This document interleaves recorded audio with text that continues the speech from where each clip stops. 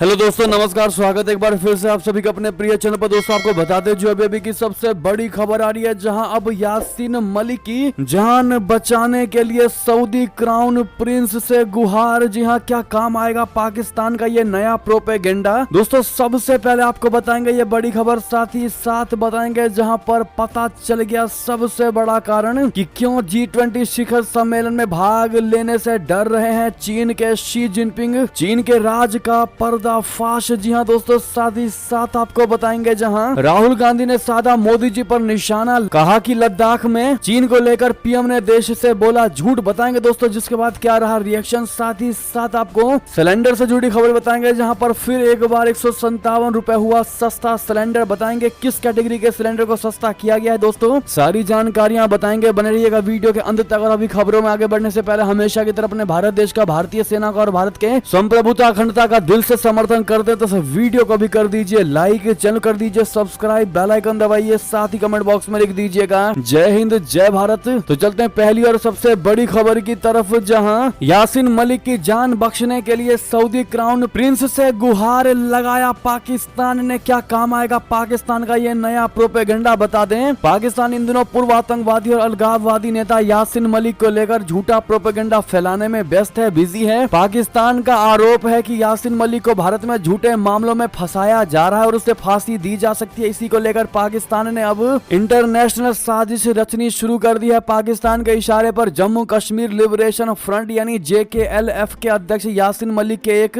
विश्वसनीय सहयोगी राजा मुजफ्फर ने सऊदी अरब के क्राउन प्रिंस मोहम्मद बिन सलमान से हस्तक्षेप करने की अपील की है। उसने प्रिंस सलमान से यासीन मलिक को लेकर भारत से बात करने की गुजारिश की है। जी हाँ दोस्तों, राजा मुजफ्फर अमेरिका में रहता है। उसे हाल में ही जम्मू कश्मीर लिबरेशन फ्रंट का कार्यकारी अध्यक्ष चुना गया है। उसने भारत सऊदी अरब के मजबूत राजनयिक संबंधों को देखते हुए एक भावुक अपील की है। उसने ये तब पत्र लिखा जब प्रिंस सलमान भारत की यात्रा पर आने वाले हैं। उन्हें प्रधानमंत्री नरेंद्र मोदी ने G20 शिखर सम्मेलन में विशेष रूप से आमंत्रित किया है। प्रिंस सलमान ने भी भारत यात्रा की सहमति दे दी है। ऐसी संभावना है कि प्रिंस सलमान भारत यात्रा के दौरान पाकिस्तान का भी दौरा करेंगे। राजा मुजफ्फर ने अपनी अपील में यासीन मलिक को कश्मीर का प्रतिष्ठित नेता बताया है, जबकि सच्चाई ये है कि यासीन मलिक के हाथ कई बेगुनाहों के खून से रंगे हैं। उसने भारतीय वायुसेना के कई अधिकारियों की भी हत्या की है। यासीन मलिक ने पाकिस्तान में आतंकवाद की ट्रेनिंग ली है और भारत में जमकर खून खराबा किया है। बाद में उसने सरेंडर कर अलगाववाद की राह पकड़ ली। यासीन मलिक को भारत के खिलाफ युद्ध छेड़ने सहित कई अन्य मामलों में सजा हो चुकी है। उसके खिलाफ मामलों की जांच राष्ट्रीय जांच एजेंसी ने की है। एजेंसी ने यासीन मलिक के लिए फांसी की सजा की मांग की है। जी हाँ दोस्तों, बहरहाल अब ऐसे में पाकिस्तान जिस प्रकार से सऊदी के क्राउन प्रिंस से दोस्तों गुहार लगा रहा है, क्या काम आएगा पाकिस्तान का ये नया प्रोपेगेंडा। क्या कहती है भारत की जनता। दोस्तों भारी मात्रा में कमेंट करके बताइएगा, क्या पाकिस्तान की ये पैरवी कार्य आएगी। चलते हैं एक और खबर की तरफ, जहां G20 शिखर सम्मेलन में भाग लेने इस डर से भारत नहीं आ रहे शी जिनपिंग। चीन के राज का पर्दाफाश। जी हाँ दोस्तों, चीनी राष्ट्रपति शी जिनपिंग के भारत में आयोजित G20 शिखर सम्मेलन में भाग लेने की संभावना बेहद कम है। दावा किया जा रहा है कि चीन ने अभी तक शी जिनपिंग के भारत दौरे पर आधिकारिक हामी नहीं भरी है। ऐसे में अगर चीन के निर्णय की पुष्टि हो भी जाती है तो वो रूसी राष्ट्रपति व्लादिमीर पुतिन के बाद दूसरे नेता होंगे जो G20 का सदस्य होते हुए शिखर सम्मेलन में शामिल नहीं होंगे। भारत और चीन के बीच दशकों पुराना सीमा विवाद है, जो जून 2020 में गलवान घाटी संघर्ष के बाद अपने चरम पर है। प्रधानमंत्री नरेंद्र मोदी और शी जिनपिंग अगस्त के आखिरी हफ्ते में दक्षिण अफ्रीका में ब्रिक्स शिखर सम्मेलन से इतर द्विपक्षीय मुलाकात भी की थी, लेकिन इस दौरान दोनों देशों के विदेश मंत्रालयों के बीच बयानबाजी भी देखने को मिली थी। भारत में G20 शिखर सम्मेलन को चीनी राष्ट्रपति शी जिनपिंग और अमेरिकी राष्ट्रपति जो बाइडेन के बीच एक बैठक के संभावित अवसर के रूप में भी देखा गया है। बाइडेन ने इस सम्मेलन में अपनी उपस्थिति की पुष्टि की है। अमेरिका इन दिनों चीन के साथ बिगड़ते रिश्तों को स्थिर करने की कोशिश कर रहा है। हालांकि चीन ने शी जिनपिंग की योजनाओं को लेकर कोई टिप्पणी नहीं की है, लेकिन विश्लेषकों ने अनुमान लगाया कि बीजिंग को लगता है कि भारत चीन तनाव के कारण शी जिनपिंग को G20 में विशेष रूप से गर्मजोशी से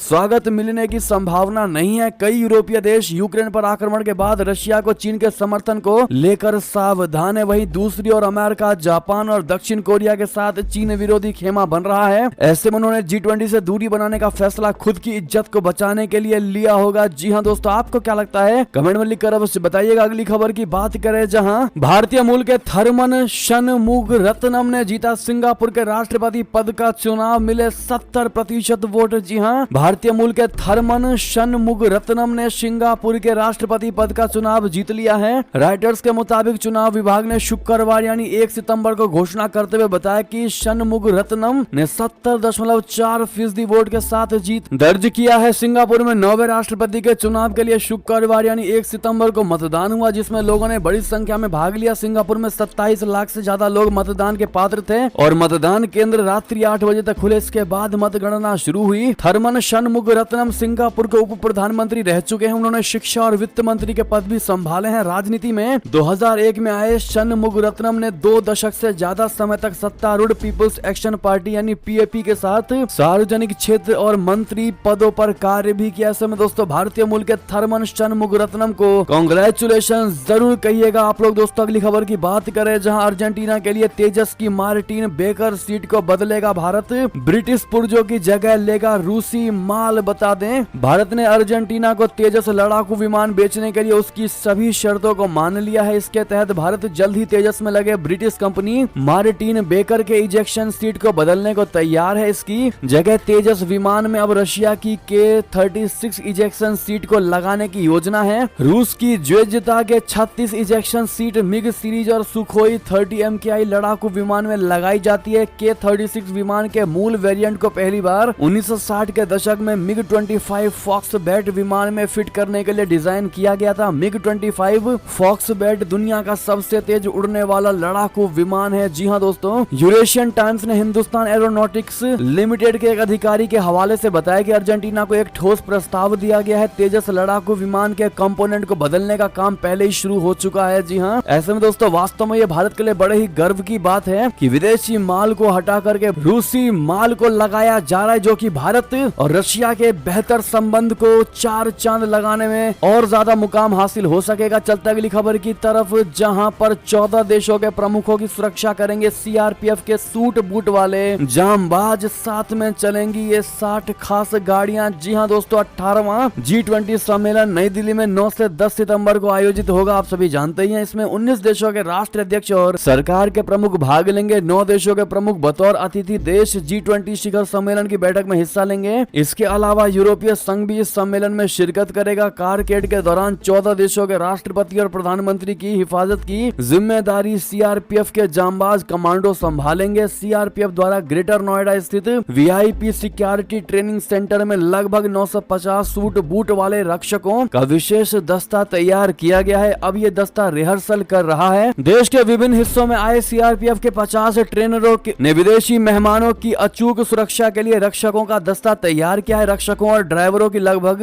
48 टीमें बनाई गई हैं। 100 से ज्यादा बुलेट प्रूफ वाहन तैयार किए गए हैं। सीआरपीएफ के दस्ते विदेशी मेहमानों के कारकेड की सुरक्षा की जिम्मेदारी संभालेंगे। जी हाँ दोस्तों, ऐसे में भारत में हो रहे इस G20 के लिए भारतीय सरकार को ऑल द बेस्ट जरूर कहिएगा, ताकि भारत G20 में भी अपना डंका बजा सके। चलते हैं अगली खबर की तरफ, जहां राहुल गांधी ने साधा मोदी जी पर निशाना, कहा लद्दाख में चीन को लेकर पीएम ने देश से बोला झूठ। बता दें फिर एक बार मोदी सरकार को घेरने की कोशिश की गई है राहुल गांधी के द्वारा। कांग्रेस के पूर्व अध्यक्ष राहुल गांधी ने शुक्रवार को कहा कि विपक्षी गठबंधन Indian national democratic inclusive alliance यानी इंडिया में शामिल घटक दल देश की 60% आबादी का प्रतिनिधित्व करते हैं और अगर वे एकजुट होकर चुनाव लड़ेंगे तो भारतीय जनता पार्टी के लिए जीत असंभव हो जाएगी। विपक्षी गठबंधन इंडिया की बैठक के बाद राहुल गांधी ने कहा कि 2 प्रमुख बातें हैं। पहली ये कि एक समन्वय समिति और इस समन्वय समिति के अंतर्गत समितियां होंगी। दूसरी बात यह है कि हम सीट बंटवारे पर सभी चर्चाओं और निर्णयों में तेजी लाएंगे और उन्हें जल्द से जल्द पूरा करेंगे। राहुल ने विपक्ष के कई नेताओं की मौजूदगी में कहा कि यह स्टेज 60% भारतीय जनसंख्या का प्रतिनिधित्व करता है। अगर इस मंच पर सभी पार्टियां एकजुट हो गई तो भाजपा के लिए चुनाव जीतना संभव हो जाएगा। राहुल गांधी ने कहा, मुझे पूरा विश्वास है कि इंडिया गठबंधन भाजपा को हरा देगा। इस गठबंधन में असली काम इस गठबंधन के नेताओं के बीच बनने वाले रिश्ते हैं। मैं विश्वास के साथ कह सकता हूं कि इन बैठकों ने सभी नेताओं के बीच तालमेल बनाने और ये सुनिश्चित करने में जबरदस्त काम किया है कि हम सभी एक साथ मिलकर काम करें। दोस्तों लद्दाख को लेकर जो बात कही है राहुल गांधी ने मोदी जी पर निशाना साधा है, वो आपको बता दें। राहुल गांधी ने कहा कि ये गठबंधन जो विचार पेश करने जा रहा है वो एक बार फिर गरीबों को इस देश के प्रति प्रगति में शामिल करेगा। उन्होंने अपने हालिया लद्दाख दौरे का उल्लेख करते हुए कहा कि मैंने लद्दाख में 1 सप्ताह बिताया। मैं पेंगोंग झील पर गया जहां उसके ठीक सामने चीनी है। लद्दाख के लोगों के साथ मेरी विस्तृत चर्चा हुई। शायद लद्दाख के बाहर के किसी भी नेता ने लद्दाख के लोगों के साथ ये सबसे विस्तृत चर्चा की है। कांग्रेस नेता ने यह दावा किया कि वहां पर लोगों ने मुझे स्पष्ट रूप से बताया कि प्रधानमंत्री इस तथ्य के बारे में झूठ बोल रहे हैं कि चीन ने भारतीय जमीन नहीं ली है। लद्दाख का एक एक व्यक्ति जानता है कि भारत के लोगों को, लद्दाख के लोगों को भारत सरकार ने धोखा दिया है। उन्होंने कहा कि लद्दाख में जो हुआ है वो बेहद शर्मनाक है। बहरहाल दोस्तों, लोकसभा चुनाव आने वाले हैं। अब ऐसे में विपक्षी अगर केंद्र सरकार को ना घेरे तो ऐसा हो ही नहीं सकता। अब ऐसे में कोई भी मुद्दा मिल जाए उसको पीएम मोदी को घेरने के लिए वही मुद्दा खबरों में आ जाता है दोस्तों। बहरहाल राहुल गांधी ने जो लद्दाख को लेकर बयान दिया है, मोदी जी को घेरने की कोशिश की है दोस्तों, इस पर अब आप क्या प्रतिक्रिया देना चाहेंगे कमेंट में लिखकर अवश्य बताइएगा। क्या लद्दाख के नाम पर राहुल गांधी राजनीतिक रोटियां सेकने की कोशिश कर रहे हैं? क्या कहते हैं आप लोग बताइएगा जरूर। अगली खबर की बात करें, जहां भारतीय सेना में रुकी गोरखा सैनिकों की भर्ती, अग्निपथ पर उबल रहा नेपाल, मुश्किल में प्रचंड की सरकार। जी हां, भारत में अग्निपथ योजना के लागू होने के बाद सेना के अंदर अपनी वीरता के लिए चर्चित नेपाली गोरखा सैनिकों की भर्ती रुक गई है। नेपाल सरकार और गोरखा सैनिक अग्निपथ योजना से सहमत नहीं है। वे भारतीय सेना में भर्ती की पुरानी व्यवस्था को बहाल करने की मांग कर रहे हैं। गोरखा सैनिकों की भर्ती का मामला भारत और नेपाल के बीच रिश्तों में विवाद का विषय बनता जा रहा है, वो भी तब जब भारत और नेपाल के बीच काला पानी सीमा विवाद पहले से ही गरमाया हुआ है। नेपाली नेताओं का कहना है कि भारत का ये फैसला हैरान करने वाला है और संधि का उल्लंघन है। नेपाली अधिकारियों का कहना है कि भारत ने सेना की भर्ती में बदलाव करते समय ना तो उनसे पूछा और ना ही उनको इसकी सूचना दी। नेपाल के विदेश मंत्री एनपी सौद बीबीसी से बातचीत में कहते हैं कि हमारी नीति रही है कि अगर भारत, नेपाल और ब्रिटेन के बीच हुई संधि में कोई बदलाव किया जाता है तो इसे राजनीतिक सहमति से लागू किया जाएगा। उन्होंने कहा कि गोरखा सैनिकों की भर्ती को रोक दिया गया है। भारत में अग्निपथ स्कीम के शुरू होने का नेपाल के ज्यादातर राजनीतिक दलों ने कड़ा विरोध किया है। जी हां दोस्तों, अगली खबर की बात करते हैं, जहां पाकिस्तान चीन का JF-17 फाइटर जेट निकला कबाड़, म्यांमार के सेना प्रमुख आग बबूला मुनीर को दे डाली चेतावनी। जी हां, पाकिस्तान और चीन ने मिलकर म्यांमार को बड़ा चूना लगाया है। म्यांमार इस समय गृह युद्ध से जूझ रहा है और इसे कुचलने के लिए उसे फाइटर जेट की सख्त आवश्यकता है। म्यांमार ने चीन और पाकिस्तान के बनाए JF-17 फाइटर विमान को खरीदा है, लेकिन ये उसके लिए कबाड़ साबित हो रहा है। म्यांमार के सैन्य शासक मिंग आंग हलिंग, पाकिस्तान के पूर्व प्रधानमंत्री शहबाज शरीफ और सेना प्रमुख जनरल असीम मुनीर पर आग बबूला हो गए हैं। पाकिस्तान ने साल 2019 से साल 2021 के बीच में म्यांमार को JF-17 फाइटर जेट बेचा था, जो अब उड़ान के लिए अनफिट करार दे दिया गया है। इससे दोनों ही देशों के बीच तनाव गहरा गया है। पाकिस्तान से हाल ही में लिए गए ये फाइटर जेट अब म्यांमार की वायुसेना के लिए किसी भी काम के नहीं रह गए हैं और उसको इसे खड़ा करना पड़ गया है। इस विमान में कई गड़बड़ियां सामने आई हैं। म्यांमार ने साल 2016 में पाकिस्तान और चीन के संयुक्त फाइटर जेट JF-17 के लिए समझौता किया था। जी हां दोस्तों, अब ऐसे में म्यांमार की सैन्य सरकार पाकिस्तान पर आग बबूला हो गई है और जनरल असीम मुनीर को बड़ी चेतावनी दे डाली। आपको बता दें, म्यांमार के तानाशाह ने अब इस संकट पर पाकिस्तान को सख्त चेतावनी दिया। म्यांमार ने अब चीन से गुहार लगाई है कि वो उस पूरे मामले में हस्तक्षेप करे, इंटरवेंट करे। हाल ही में चीन के राजदूत ने म्यांमार के जनरल मिन से मुलाकात की थी और चीन को उन्हें संदेश दिया था। जी हाँ, विशेषज्ञों का कहना है कि अगर पाकिस्तान इन विमानों को रिपेयर भी कर देता है तो म्यांमार की वायुसेना इसको उड़ा नहीं पाएगी। चलते दोस्तों अगली खबर की तरफ, जहां राष्ट्रपति पद के उम्मीदवार भारतवंशी विवेक रामास्वामी ने की प्रधानमंत्री मोदी जी की जमकर तारीफ, कहा मैं उनसे प्रभावित हूं। बता दें, अमेरिका में राष्ट्रपति पद के भारतवंशी उम्मीदवार विवेक रामास्वामी ने प्रधानमंत्री नरेंद्र मोदी की प्रशंसा और भारत प्रशांत क्षेत्र में चीन को रोकने में भारत की भूमिका की सराहना की है। एक पॉडकास्ट में बातचीत के दौरान जब रामास्वामी से पूछा गया कि क्या उनका प्रधानमंत्री मोदी से कोई संबंध है, तो उन्होंने कहा मैं उन्हें यानी प्रधानमंत्री मोदी को अभी तक नहीं जानता।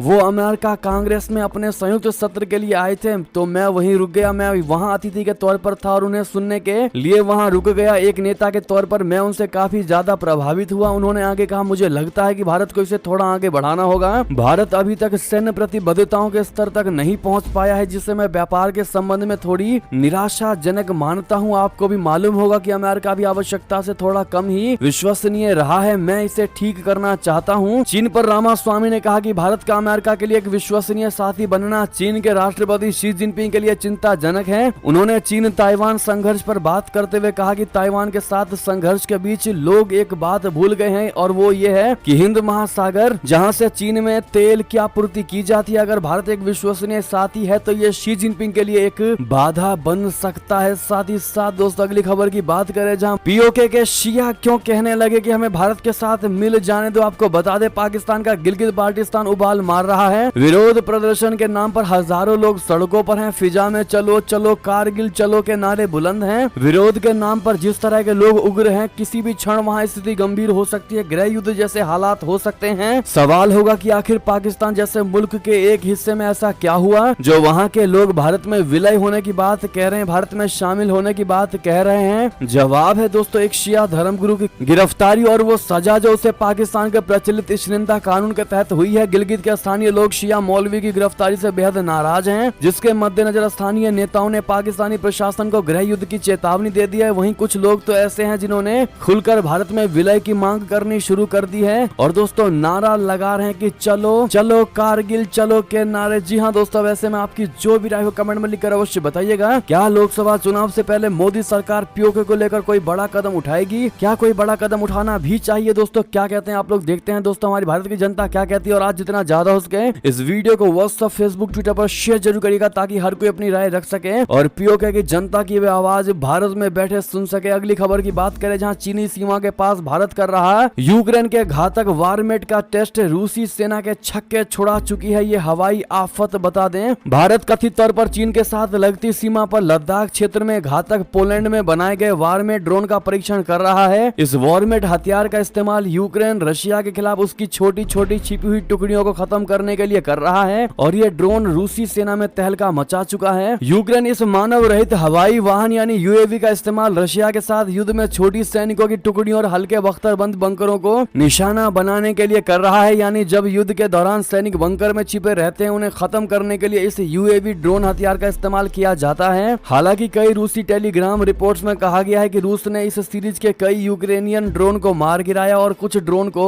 रिवर्स इंजीनियरिंग के लिए भी रख लिया गया। वहीं कई रिपोर्ट्स में इस बात पर अजीब संयोग जताया गया है कि ईरान में बना कामिकेज ड्रोन, जिसका तेहरान ने 2 महीने पहले ही अनावरण किया है, वो डिजाइन में वारमेट ड्रोन के समान ही है। लद्दाख में भारत चीन सीमा के बीच तनाव फिर शुरू हो गया है। खासकर सैटेलाइट तस्वीरों में अक्साई चीन के पहाड़ों में सुरंगों के निर्माण की जानकारी मिली है। माना यह जा रहा है कि पीपुल्स लिबरेशन आर्मी वहां गोला बारूद जमा करने के लिए के साथ साथ कमांड एवं कंट्रोल सेंटर भी बना रही है। दोस्तों ऐसी सुरंगें और संरचनाएं युद्ध के दौरान सेना को काफी ज्यादा फायदा पहुंचाती है, क्योंकि इन सुरंगों में भारी संख्या में हथियार रखे जाते हैं और इन सुरंगों को नष्ट करना काफी ज्यादा मुश्किल होता है। लिहाजा सेना के लिए ये सुरंगें अत्यधिक रणनीतिक लाभ पहुंचाती हैं। लेकिन वारमेट और ईरानी कामिकेज ड्रोन का डिजाइन ही इस तरह की लड़ाई के लिए किया गया है और ये ड्रोन इस तरह की सुरंगों को उड़ाने में माहिर है। जी हाँ दोस्तों, वैसे में भारतीय सेना और भारत का डिफेंस सिस्टम, भारत की मोदी सरकार चीनी सीमा के पास यूक्रेन के घातक वारमेट का कर रही है टेस्ट। वैसे में दोस्तों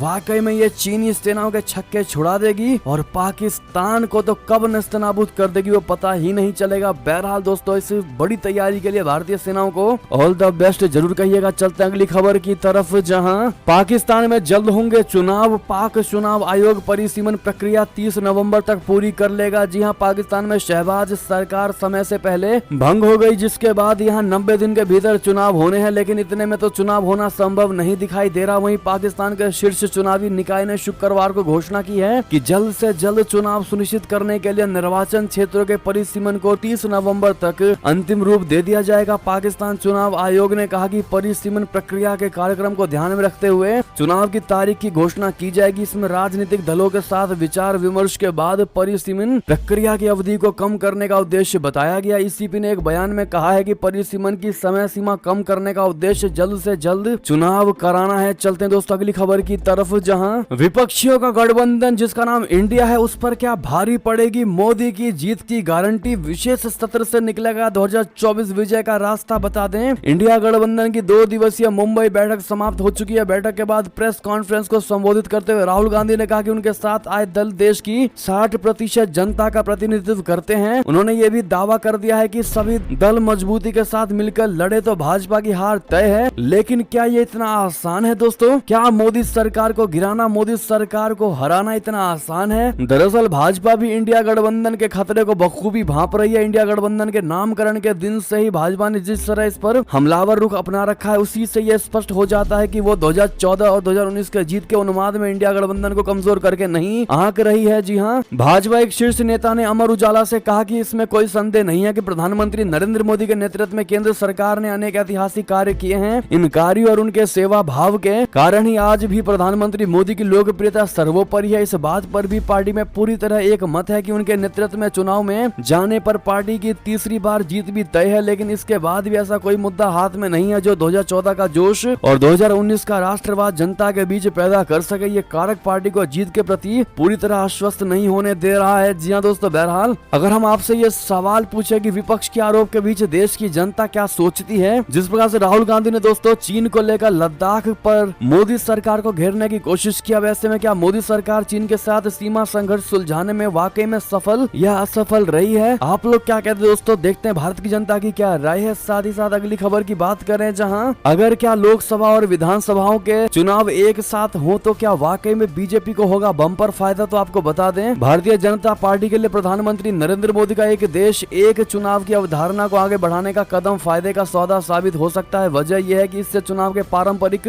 गुणा भाग से इतर उससे अपने हित में एक राष्ट्रीय विमर्श खड़ा करने में सहूलियत होगी और मोदी फैक्टर का लाभ उसे उन राज्यों में भी मिलने के आसार रहेंगे जहां वो अब तक पारंपरिक रूप से कमजोर रही है। आपको क्या लगता है दोस्तों, क्या लोकसभा और विधानसभा दोनों चुनाव एक साथ होने चाहिए, जिससे क्या बीजेपी को वाकई फायदा होगा? अगली खबर की बात करें, जहां सिलेंडर के दाम में फिर हुई भारी कटौती, 157 रुपए हुआ सस्ता, अब मिलेगा सिर्फ इतने में। आपको बता दें, कल एक बार फिर गैस सिलेंडर के दाम में कटौती की गई है। हालांकि ये कटौती कमर्शियल एलपीजी सिलेंडर की कीमत में की गई है। सरकारी तेल कंपनियों ने कल 1 सितंबर को कमर्शियल यूज वाले सिलेंडर की कीमतों को अपडेट कर दिया है, जिसमें 19 किलो वाले सिलेंडर के दाम में 157 रुपए की कमी की गई है। और इस बदलाव के बाद देश की राजधानी नई दिल्ली में एलपीजी सिलेंडर की कीमत 1522 रुपए और 50 पैसे हो गई है। इससे पहले बढ़ोतरी के साथ 4 जुलाई को 1780 रुपए कमर्शियल गैस सिलेंडर के दाम पहुंच गए थे। जी हाँ दोस्तों, बहरहाल आपके यहाँ पर कमर्शियल सिलेंडर का क्या भाव चल रहा है दोस्तों? कमर्शियल भी छोड़िए, डोमेस्टिक सिलेंडर का क्या भाव चल रहा है कमेंट में लिखकर अवश्य बताइएगा। बहरहाल ये थी अभी की सारी बड़ी खबरें। आपको हमारी खबर कैसी लगी? आशा करता हूँ बहुत अच्छी लगी होगी। अगर थोड़ी भी अच्छी लगी है तो इस वीडियो को अभी अपने भाई बंधुओं में व्हाट्सएप, फेसबुक, ट्विटर के जरिए पूरे भारत में शेयर करना बिल्कुल भी मत भूलिएगा। और अभी कर दीजिए इस वीडियो को लाइक, चैनल कर दीजिए सब्सक्राइब, बेल आइकन दबाइए, साथ ही कमेंट बॉक्स में लिख दीजिएगा जय हिंद जय भारत। और यहाँ तक बने रहने